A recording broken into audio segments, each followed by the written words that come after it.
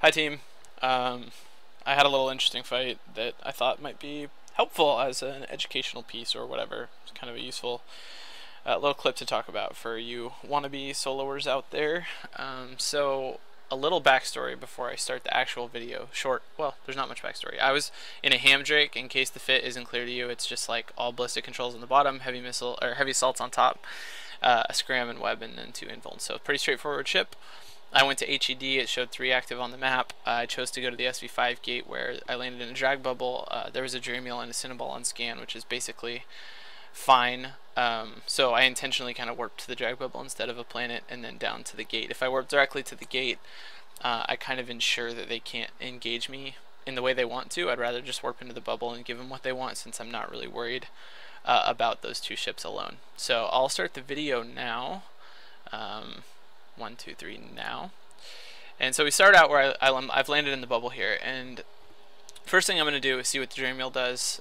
He obviously tackles me right away. The Cinnaball's not on grid. But the cool thing here is I can start burning towards the gate and basically force the Dreameel. I know the Cinnaball's not going to come close with the web, so it's the Dreameel that's going to do that. And I kind of give the Dreameel, I say, look, I'm going to the gate and I'm going to jump out unless you come in close and tackle me. And if he comes in close, with a scram, a web, a small newt, and small drones, I should be able to kill him without a ton of trouble. And so I kind of just say, look, you have to do that or I'm going to make the gate and jump out.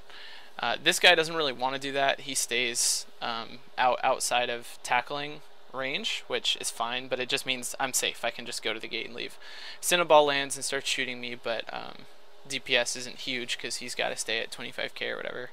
And this interdictor shows up on grid as well. I'd be happy to kill him if he comes in close. Basically, I've got this with the being on grid with the gate.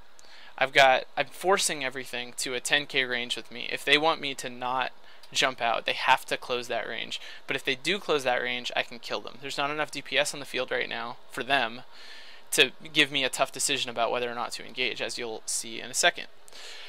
So I close to 0 on the gate, and then for whatever reason, at that point the Dreameel decides he can dive in and tackle me. I don't really know what his plan is there, but he decides now it's time to come in close. And this was the most disappointing part of the fight for me. I really thought he would go down much faster, and I'm really surprised he didn't. I don't know what that means. I mean, Dreameels are just OP, I guess is what it means.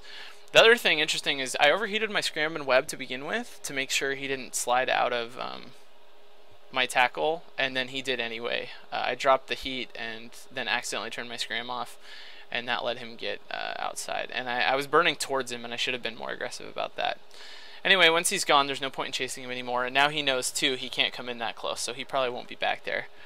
As you can see, my tank is totally fine. So now that he's gone and that they kind of know overall that they can't get that close without having to deal with taking damage, I can pretty much count on them not offering me up an easy target. Like the flycatcher, for instance, is probably going to stay pretty far away for the most part.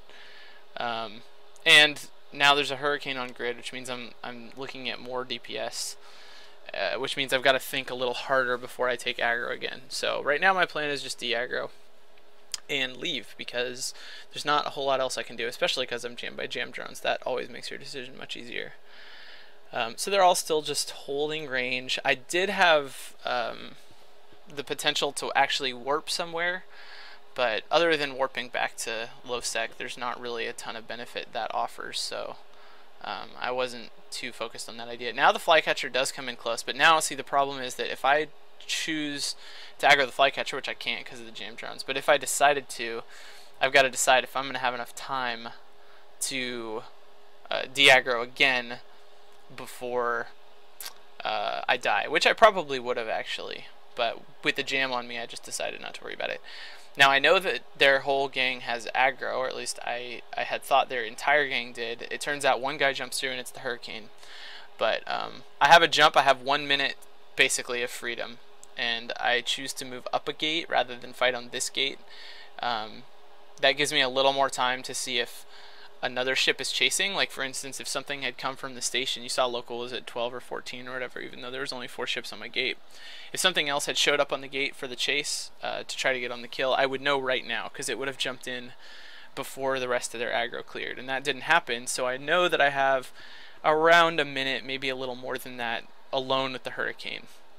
Because their DPS was so low, when I got here, I actually thought I wanted to fight the Hurricane. So I align rather than warp. I have time here to warp off grid. I know that because I know I landed on the gate with no Hurricane at it. But I decided to just align and hope the Hurricane goes for a desperate tackle. And I pull some micro warp here to put some range between me and the gate. In retrospect, I don't think that's necessary, but it's fine. And so, as expected, he shows up and comes for me. And I figure maybe the 1 minute head start will be what I need to kill him, and then I'm basically in the same situation I was in on the other gate. I can choose between de-aggroing and killing little ships, and they don't have any webs to keep me from doing that. As it turns out, something unexpected happened, which is that this Hurricane is armor tanked. And here I think you really see the strength of going with a traditional fit over a shield fit when you're by yourself. A shield fit here would have gone down fast. He would have done a lot more damage to me, for sure. But it would have... the situation would have resolved much quicker. His tank would have melted. I do a lot of damage, and his tank would have gone down pretty quick. And not only that, but if it didn't, I give myself the ability to web and scram him and then micro warp away and potentially warp off grid.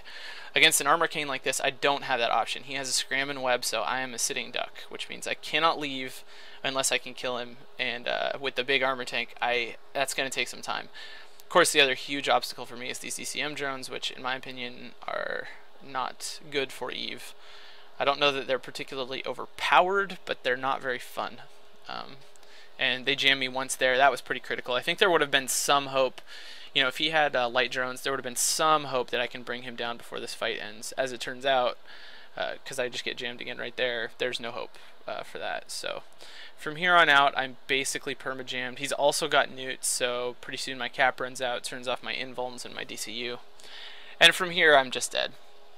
But I thought this was a kind of a good example of the sort of fights I have a lot when I'm solo. Like, this is the fight that can turn into a video quality fight if I can pick, if this Hurricane is fit badly or fit perfectly to you know, for me to pick him off quick.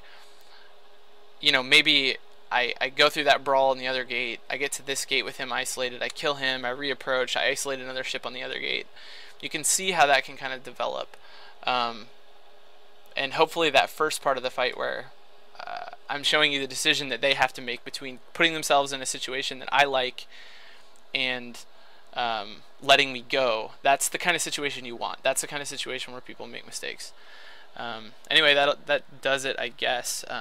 This is the kind that doesn't go in the video, obviously, because I just got rocked and didn't kill anything. But I think that, from my perspective, it's almost as valuable. It's a fight where I have to think a lot. It's a fight where there's opportunity for something really cool to happen. And I only had to fly 4 jumps. I'm by myself, and I'm in a ship that's not all that expensive. So hopefully you guys can get some action like that if you're looking to solo. And hopefully this was helpful. Peace.